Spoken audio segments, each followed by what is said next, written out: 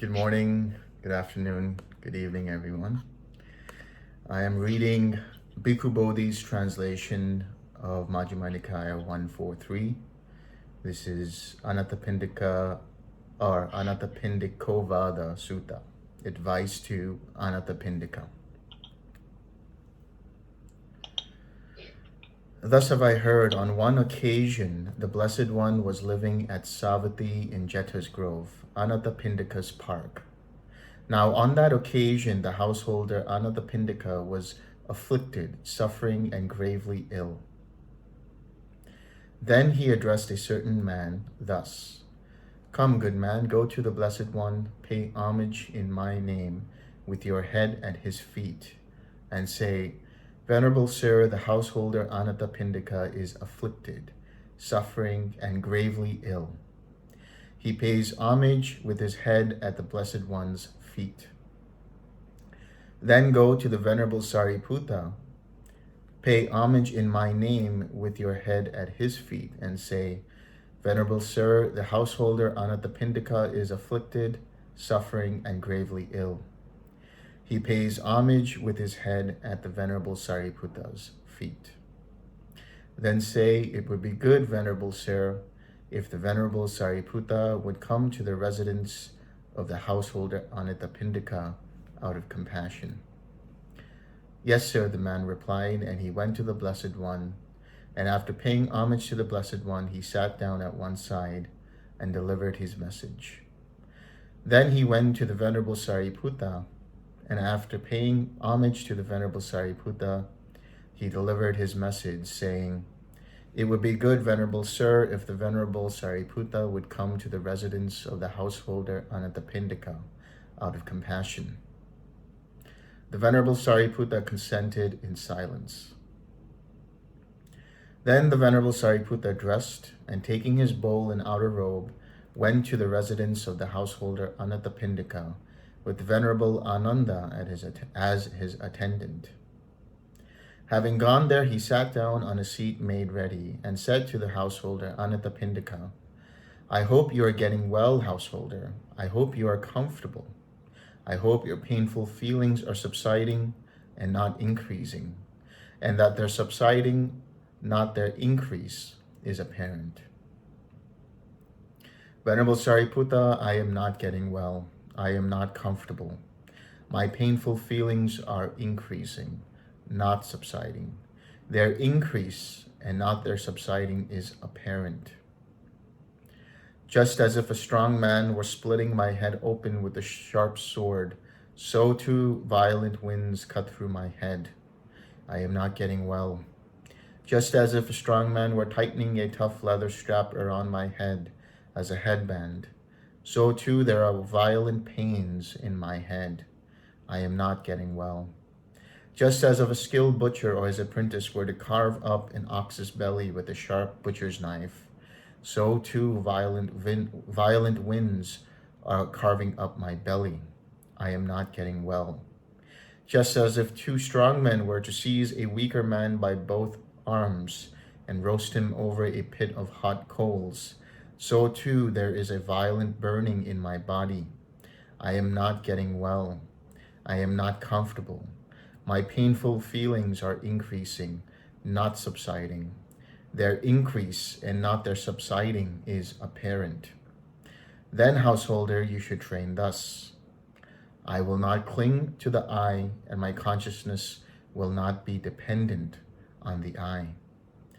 Thus you should train. You should train thus. I will not cling to the ear, and my consciousness will not be dependent on the ear. I will not cling to the nose, and my consciousness will not be dependent on the nose. I will not cling to the tongue, and my consciousness will not be dependent on the tongue. I will not cling to the body, and my consciousness will not be dependent on the body. I will not cling to the mind, and my consciousness will not be dependent on the mind. Thus you should train.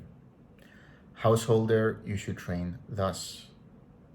I will not cling to forms, and my consciousness will not be dependent on forms.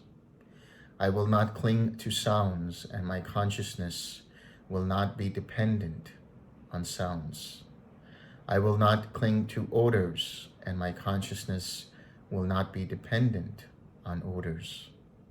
I will not cling to flavors, and my consciousness will not be dependent on flavors. I will not cling to tangibles, and my consciousness will not cling to tangibles. I will not cling to mind objects, and my consciousness will not be dependent on mind objects. Thus you should train. Householder, you should train thus.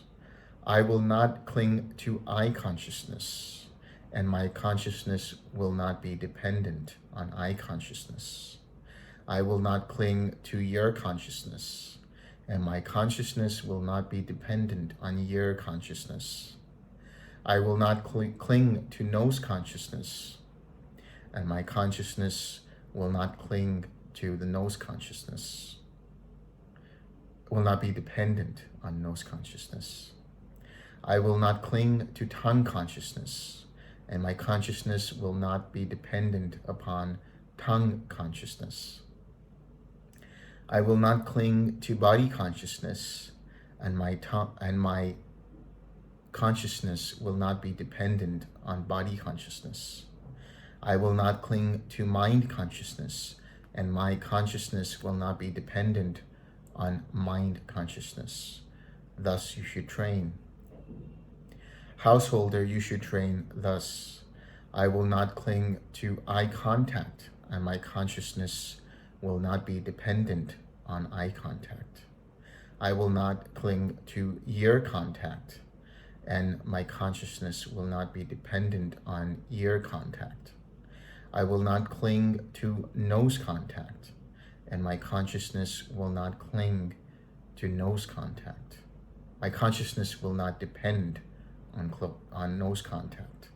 I will not cling to tongue contact, and my consciousness will not depend upon tongue contact. I will not cling to body contact, and my consciousness will not depend on body contact. I will not cling to mind contact, and my consciousness will not be dependent on mind contact. Thus you should train. Householder, you should train thus. I will not cling to feeling born of eye contact, and my consciousness will not be dependent on feeling born of eye contact. I will not cling to feeling born of ear contact, and my consciousness will not depend on feeling born of ear contact. I will not cling to feeling born of nose contact, and my consciousness will not depend on feeling born of nose contact. I will not cling to feeling born of tongue contact, and my consciousness will not depend upon feeling born of tongue contact. I will not cling to feeling born of body contact, and my consciousness will not depend on feeling born of body contact. I will not cling to feeling of mind contact, and my consciousness will not depend on feeling born of mind contact. Thus you should train. Householder, you should train thus. I will not cling to the earth element, and my consciousness will not be dependent on the earth element. I will not cling to the water element, and my consciousness will not be dependent on the water element. I will not cling to the fire element, and my consciousness will not be dependent on the fire element. I will not cling to the air element, and my consciousness will not be dependent on the air element. I will not cling to the space element, and my consciousness will not be dependent on the space element. I will not cling to the consciousness element, and my consciousness will not be dependent on the consciousness element. Thus you should train. Householder, you should train thus. I will not cling to material form, and my consciousness will not be dependent on material form. I will not cling to feeling, and my consciousness will not be dependent on feeling. I will not cling to perception, and my consciousness will not depend on perception. I will not cling to formations, and my consciousness will not be dependent on formations. I will not cling to consciousness, and my consciousness will not be dependent on consciousness. Thus you should train. Householder, you should train thus. I will not cling to the base of infinite space, and my consciousness will not be dependent on the base of infinite space. I will not cling to the base of infinite consciousness, and my consciousness will not be dependent on the base of infinite consciousness. I will not cling to the base of nothingness, and my consciousness will not be dependent on the base of nothingness. I will not cling to the base of neither perception nor non-perception, and my consciousness will not be dependent on the base of neither perception nor non-perception. Thus you should train. Householder, you should train thus.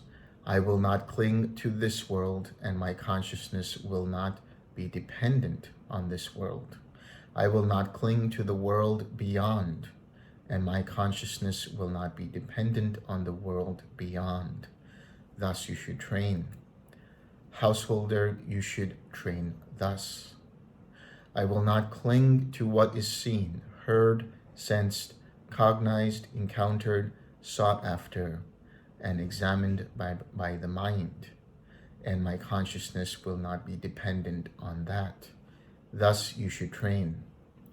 When this was said, the householder Anathapindika wept and shed tears. Then the Venerable Ananda asked him, "Are you foundering, householder? Are you sinking?" "I am not foundering, Venerable Ananda. I am not sinking. But although I have waited upon the teacher and bhikkhus worthy of esteem, never before have I heard such a talk on the Dhamma." Such talk on the Dhamma, householder, is not given to lay people clothed in white. Such talk on the Dhamma is given to those who have gone forth. Well then, Venerable Sāriputta, let such talk on the Dhamma be given to lay people clothed in white.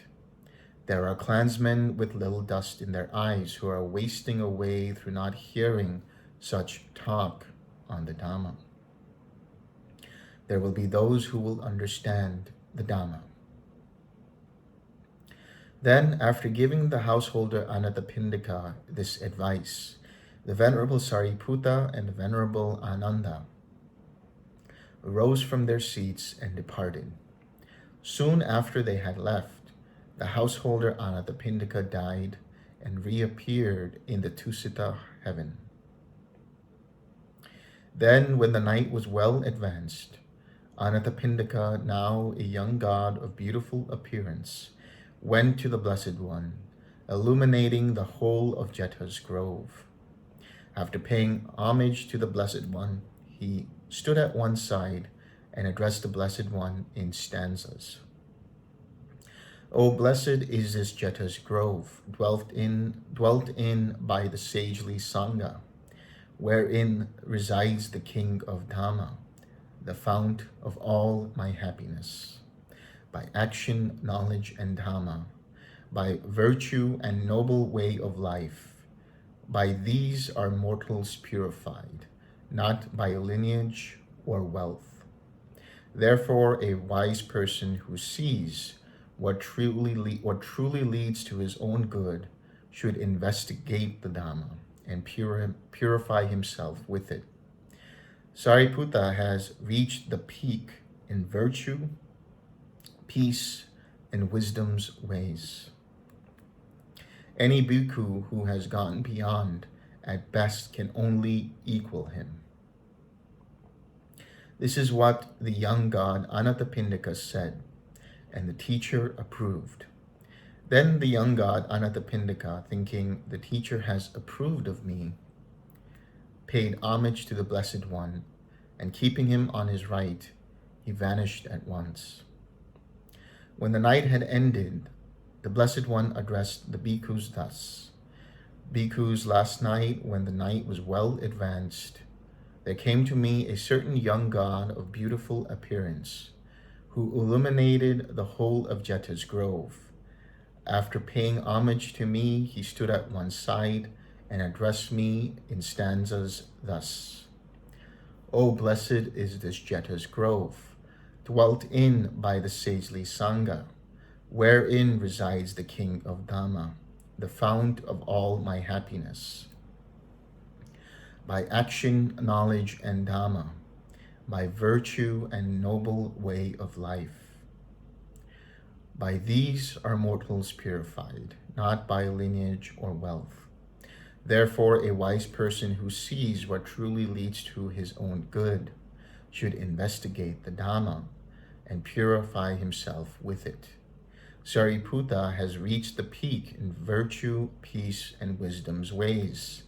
Any bhikkhu who has gone beyond at best can only equal him. This is what the young god said.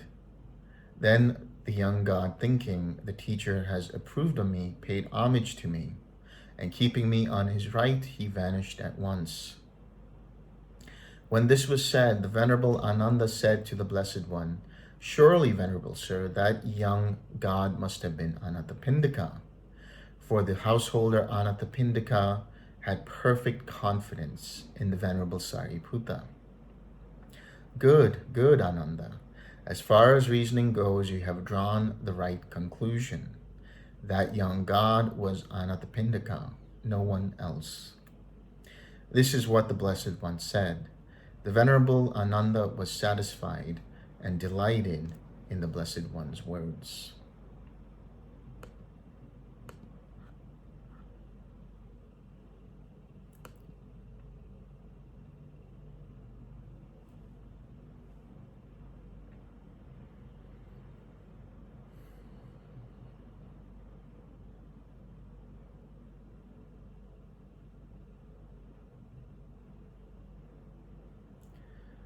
There's a lot of interesting layers to this story. First and foremost, Sariputta, when he visits Anathapindika and sees that Anathapindika is suffering, he gives him a wise discourse on consciousness at his inevitably his deathbed. And he does this by taking Anathapindika through all of the different elements and factors of one's existence. He shows Anathapindika how to detach consciousness from the sixth sense space, how to detach consciousness from the five aggregates, from the level of contact and the level of feeling. And as Anathapindika is able to detach his consciousness from all of these, he starts to eradicate bit by bit his craving, reduce his level of craving, and thereby reduce his level of suffering.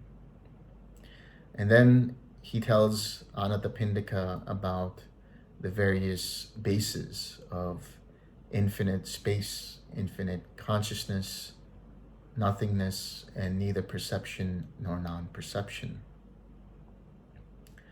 And he explains to Anathapindika that in such a being, one should not have their consciousness dependent upon any of these higher levels of awareness and understanding. And then he tells Anathapindika to detach his consciousness from any concept of this world or the world beyond, and so on. So what Sariputta is invariably doing for Anathapindika is helping him experience Nibbana in steps, by first detaching any concepts related to form, contact, feeling, and consciousness, and then thereby allowing him to enter into the formless realms, into the formless spheres of experience and perception. And he tells Anathapindika not to depend on these, not to see these as the end of the path.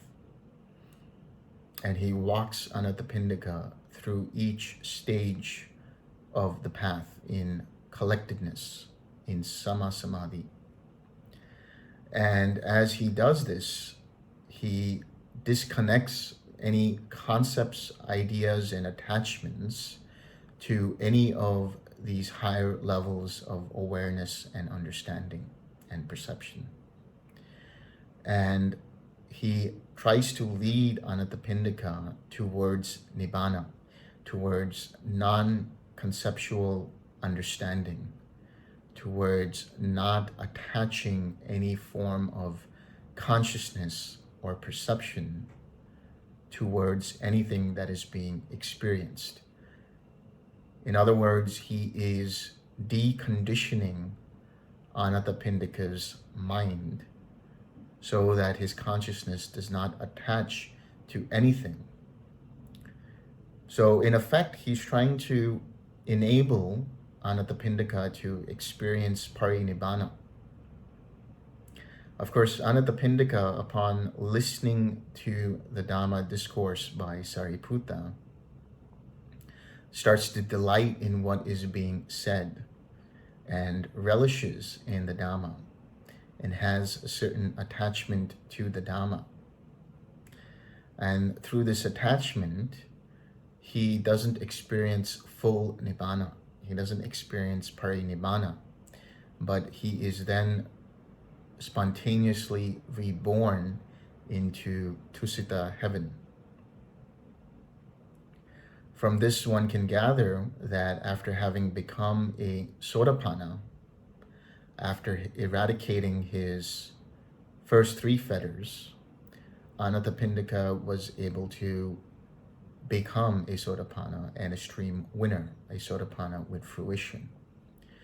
And through this deep practice of understanding that all of these various states of existence, from the gross levels, from the coarse levels of the body and the six sense bases, and the contact and feeling that arises from the six sense bases, are all impermanent and not worth holding onto, and therefore detaching one's consciousness from, detaching any kind of clinging and craving towards. But Anathapindika also has some form of craving in the Dhamma. He has the craving for the Dhamma to be distributed and explained to other people, to other lay people.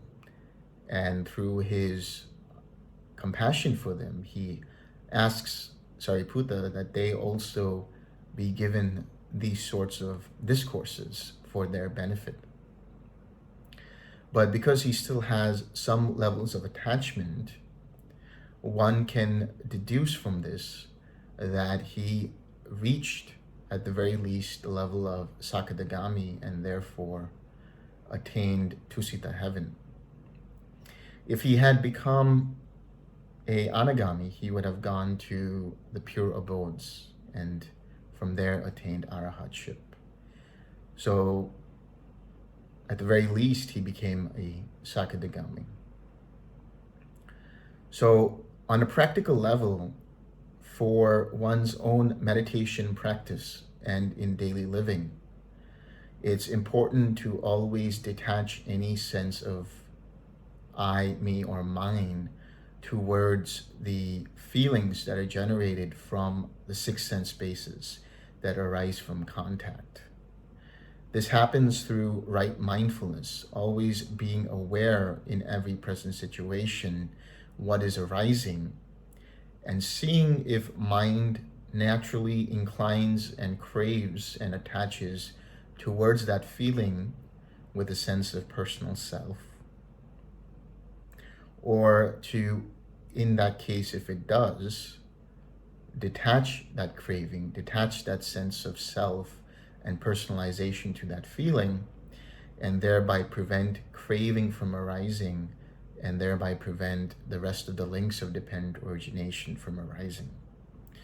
But within the meditation itself as well, it's important to see that any sort of inclination of craving towards any of the factors of the first four jhanas, or towards any of the factors of the formless realms, the formless bases of perception, awareness, and understanding, will cause certain formations to be strengthened.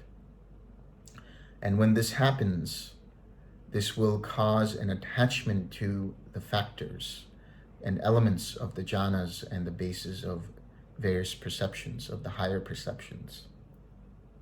So whenever you are meditating, it's important to make sure that the mind continues to stay with its vehicle of meditation, with its object, while understanding that whatever factors of the jhanas are arising are not to be clung to and not to be attended to. They are to be understood insofar as understanding that these factors are present. But if you start to cling onto them, number one, your attention is no longer on your object, which means that you have strayed from your mindfulness, strayed from your object, and therefore created the potential for craving to arise, for mental proliferation to arise through improper attention, through attention that is not unified around your object. And the moment you see this, you have to then understand and use the sixth sense, the 6 R's, the 6 R processes. You have to recognize that you were distracted by even the factors of jhana, no matter how good they feel or no matter how interesting they are to the mind. You have to recognize that your mind was distracted and has clung to one or all of these factors. Recognize and release your mind's attention from that by putting it back on the mind and body and relaxing the tension that arises from having clung to them, thereby releasing and relaxing the craving, coming back to the smile, which reminds you of staying with your object, which is a wholesome state of mind, whether it's one of the Brahma Viharas or a quiet mind. So you have to continuously stay with your object just by being aware of it. You don't have to focus on it, obviously. You don't have to push it. Just be aware of it and allow any factors of the jhanas that are arising to be treated as background thoughts. In the same way, when you are staying with your object and you might notice background thoughts and don't pay any attention to them insofar as allowing your attention to go to them and no longer being on your object, they will dissipate because of the lack of attention, which is their food, which is their nutriment. Wherever you put your attention, that is where it will grow. So in the same way, if you start to pay attention to the factors of the jhana in clinging to them, and rather than paying attention and staying with your object, you are going to create the circumstances for mental proliferation, distraction, hindrances, and craving, and so on. So the way to do this is to stay with your object, allow whatever factors of the jhana or the bases of infinite space, infinite consciousness, and nothingness to arise and pass away without your involvement. Now, there's another reason why you do this. The more you are able to do this, the more mind starts to become disenchanted, dispassionate about these factors. And by doing this, one inevitably lets go of one jhana as the mind starts to enter into a higher jhana or a higher state of perception, until finally you have let go of all subtle formations and entered cessation. And because the mind continues to be uninvolved, dispassionate and disenchanted towards any factors of the higher levels of awareness and understanding, naturally after cessation of perception and feeling, the mind continues to be uninvolved as it restarts the links of dependent origination and remains uninvolved. In doing so, one attains and experiences freedom, release of the mind through Nibbana. And this is also a great lesson for people who want to help anyone who they know is suffering in sickness and in disease or is on their deathbed. You can read this sutta to them and comfort them and provide them with good intentions, provide them with good thoughts, and allow them to be in a better state of mind before they pass away if they are on their deathbed. Because the more you're able to do this, the more it allows for their mind to let go of any of the negative aspects of their life and experiences, and at the very least allows the mind, if it has to cling to the good aspects, to the wholesome aspects of their lives and experiences. Because during the death process, the formations that arise deep in mind, when they arise, are clung to through craving when in being sees those formations in the form of various memories or various emotions and various images and so on. And when they experience this, if the mind clings to them, to these formations, it activates a consciousness through that intention, which will then carry forward those formations into the next life through spontaneously linking with a new mentality and materiality at the point of conception, in the case of a new human rebirth, let's say.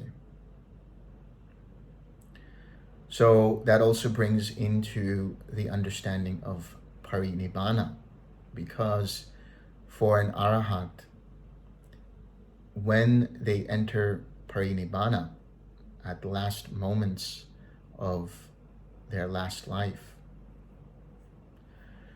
there are no formations that arise that can be clung to and that can be craved.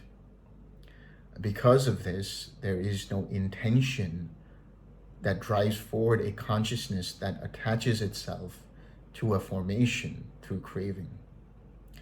And because of that, there is no new consciousness that arises that can then take rebirth into a new mentality or a new mentality materiality. They have fully detached their consciousness from all aspects and elements of existence, of perception, awareness, understanding, and experience. So at the final moments of the arahat's life, there is no new consciousness to be found when the body finally dissolves. and that consciousness with the rest of the 5 aggregates are finally extinguished in that parinibbana.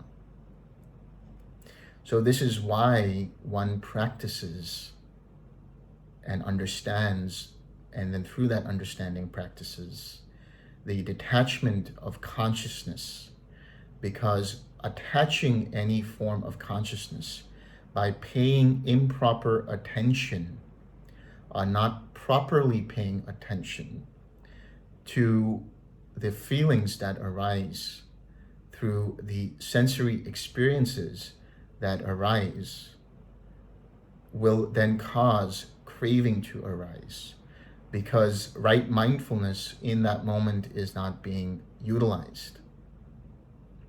And so because of that, one will create a new consciousness to arise in the next cycle of the dependent origination arising and passing away, so long as one continues to attach through improper attention or not paying proper attention, the consciousness through which craving will arise, and then through which clinging and being and birth of action and suffering will arise.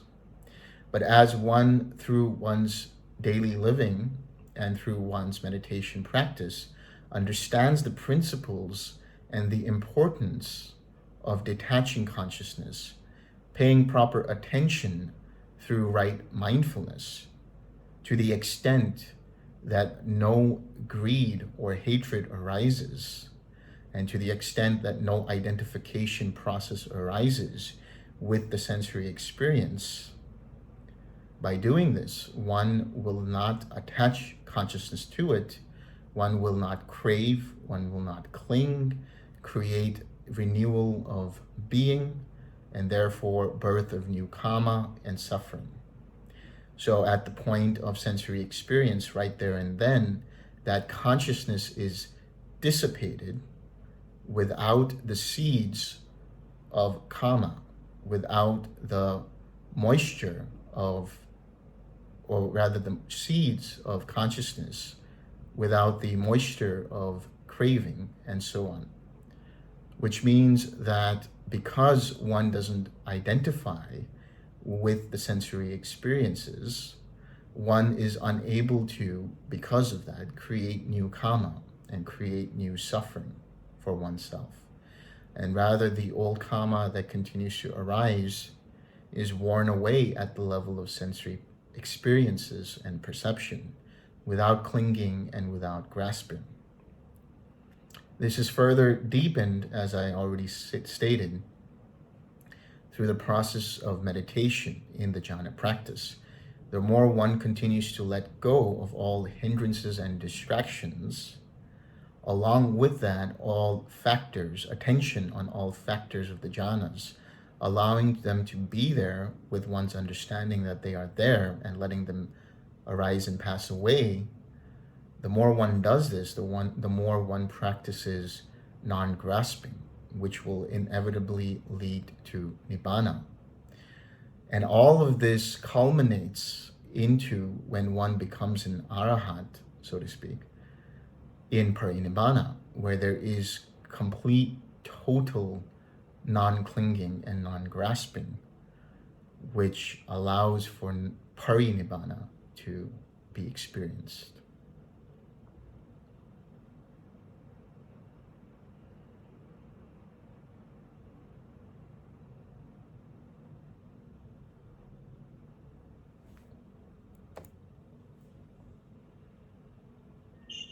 Question? Delson. Yeah. In this sutta, the words are used in a different manner. Because generally it is saying feeling, craving, and then clinging. But I think the consciousness word is used in a broader sense here. Consciousness will not cling. Yeah. That's right. And some Buddhist teachers, they talk about universal consciousness as a permanent entity. Some take it as Nibbana and some take it as sphere of nothingness. What is your opinion about it? Regarding what? concept of universal consciousness as a permanent entity. Yeah. The idea of a universal consciousness as an entity is misguided, because that also is dependent upon the mind, which means that that understanding or that experience of the universal consciousness is dependent upon the state of mind. And so if that state of mind is dissolved, so is that experience of universal consciousness. And the way it is understood through the suttas, the Buddha never talked about a universal consciousness. He always talked about consciousness that was either established through the process of mentality materiality or unestablished or unlinked.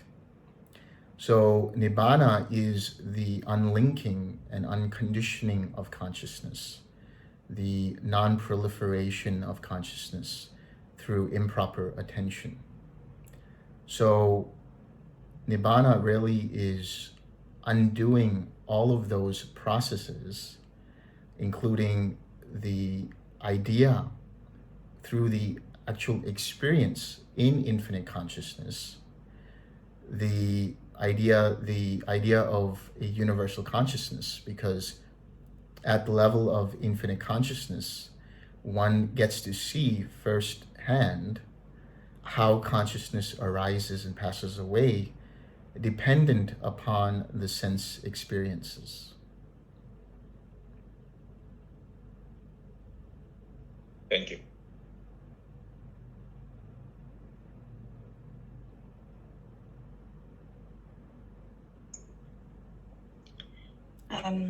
Hi, Delson. Hi. I was wondering about the part that says, and my consciousness will not be dependent on. I feel like the word consciousness here is more talking about focusing on, because otherwise there would not be a difference between clinging on sense contact, which already inherently has a part of consciousness, and depending on sense consciousness. So my take on it is that when he says my consciousness will not be dependent on anything, it's talking about focusing on one of these aspects. Yes. Right? Yes. Okay. It's basically, like I said, paying improper attention by focusing on them, yes. by becoming distracted by them. Okay. Maybe one other quick question. It's clear that they are skipping in this Dhamma talk the Rupa jhanas, the first 4 jhanas. Yeah. Is that perhaps because they want to get him away from focusing on a painful body? That could be seen in that way. Yeah, go ahead. Or is it?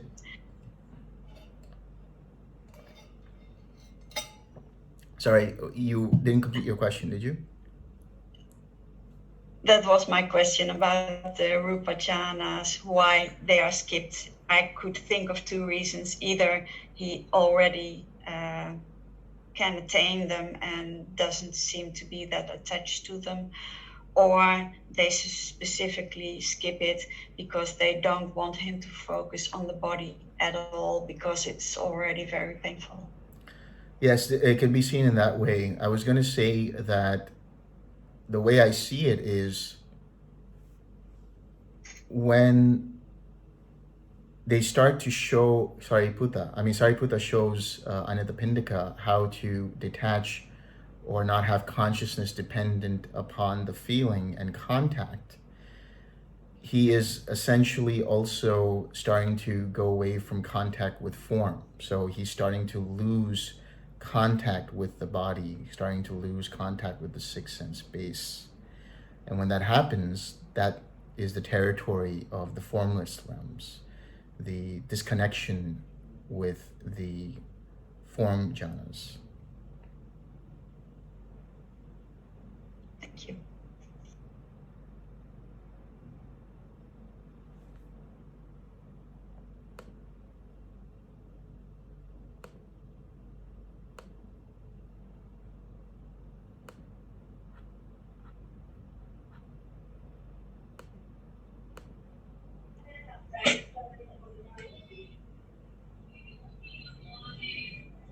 Hello, Delson. Hello. Hi. I have a question regarding a sutta in Khanda Samyutta. It is with the Halitikani. In this sutta, it says that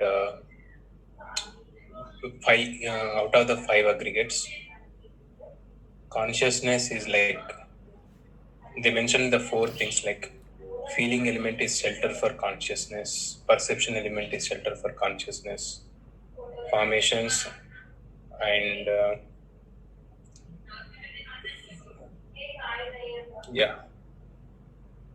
feeling, perception, sankharas.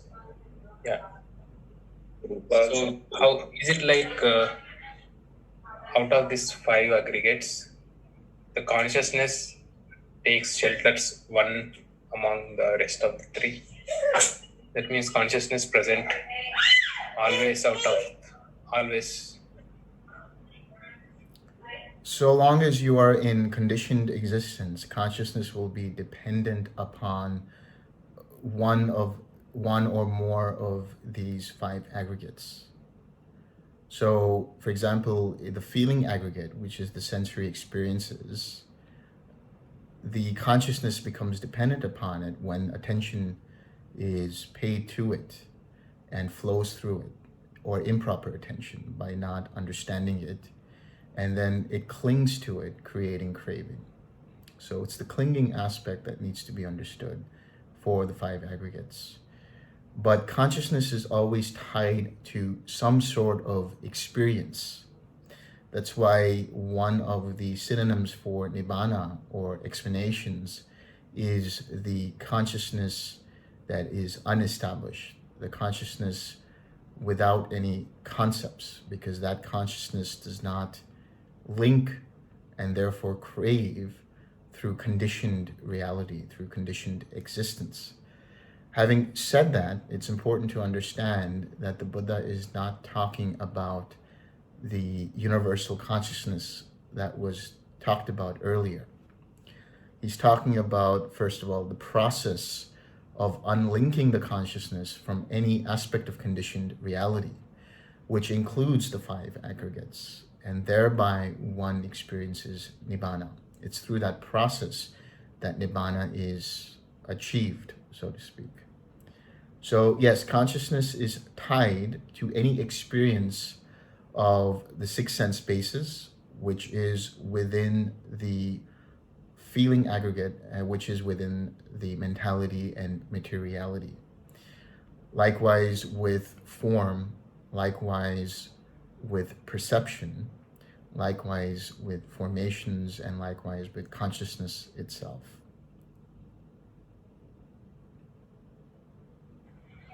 Thank you. Got it.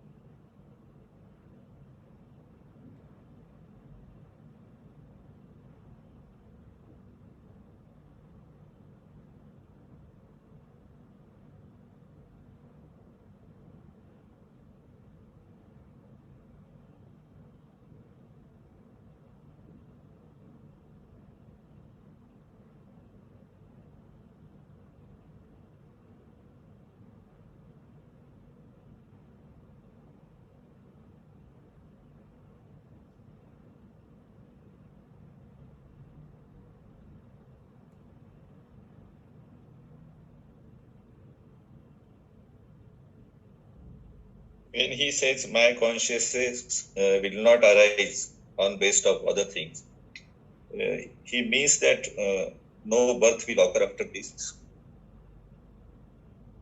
When he says that my consciousness will not be dependent upon these things, you're saying he says that birth will not arise? Is that what you're asking?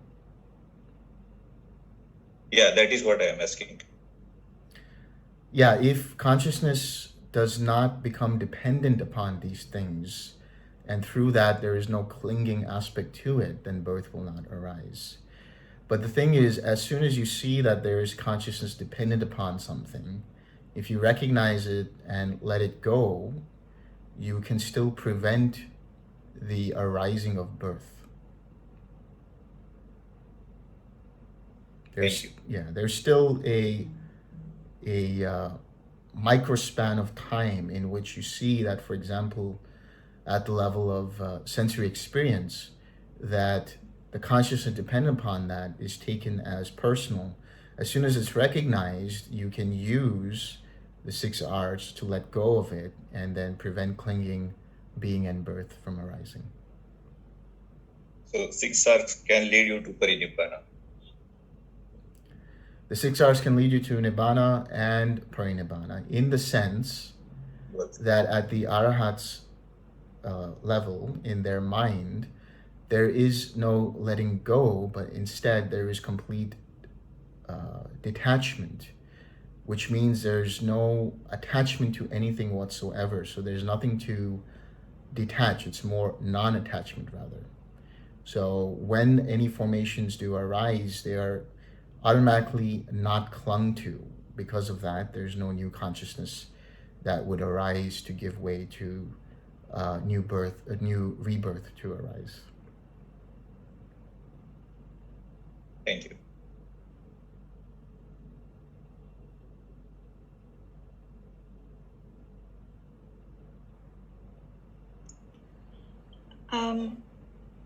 I feel that what people are confused about when they say that Nibbana is a permanent state and that after the Arahant passes away, they still keep thinking that there is something in which that unlinked consciousness abides. But it is my understanding that when the Buddha says Nibbana is permanent, it is because an Arahant is permanently in that state, in that body, without Nibbana sometimes arising and sometimes passing away.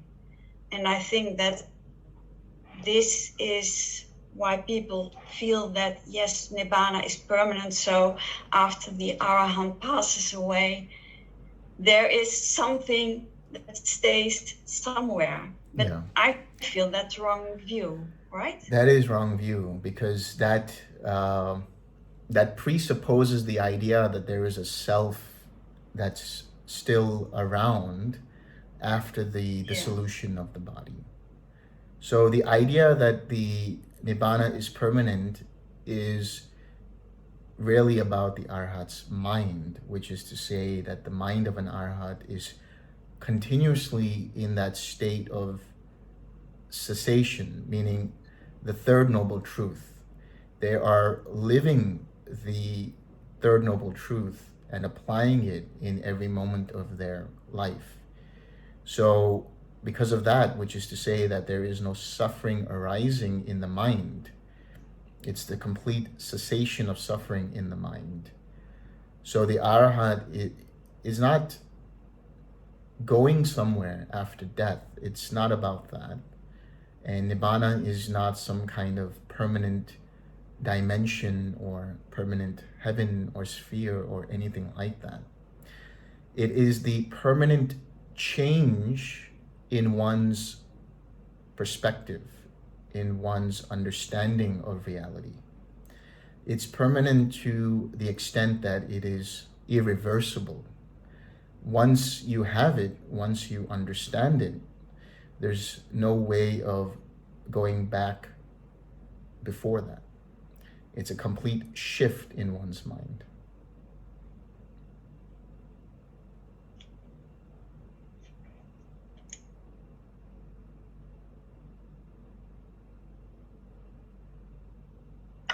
Hello, Delson. Hello? Yes, so what would you say is, how many times does it take to enter the Brahma realms? How many times of jhanas does it take to enter the Brahma realms? Because I don't think just one successful jhana meditation can get you there. It depends upon the strength of the formation that is produced from that experience of the jhana. So that could mean that even one experience of jhana, if it's strong enough to create a formation, which is then attached to at the point of the dissolution of the body, it can bring a person into the Brahma realm.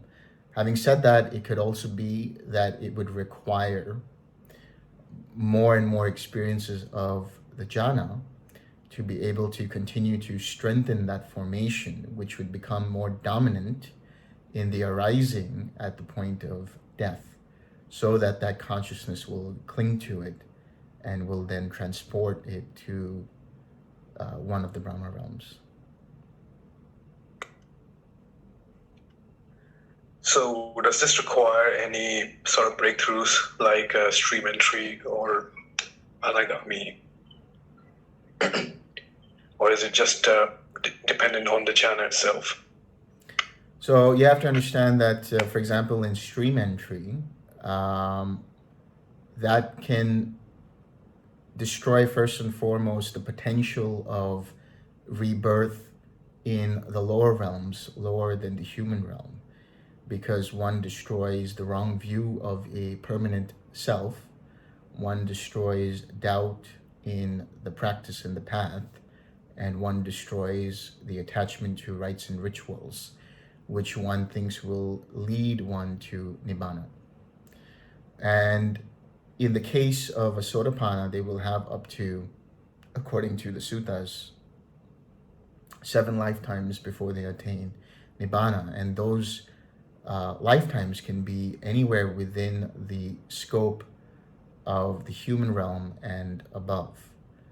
Whereas in the case of an anagami, well, you have also sakadagami, who will continue to take one more rebirth in the sensuous realms. So that would be within the deva realms, for example. And in the case of a anagami, they will have taken rebirth one more time beyond the sensuous realms, beyond the Brahma realms, into the pure abodes, and from there will attain arahatship.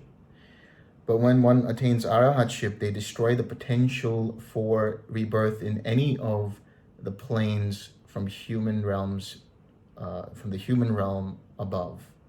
So this is the way it should be seen and understood.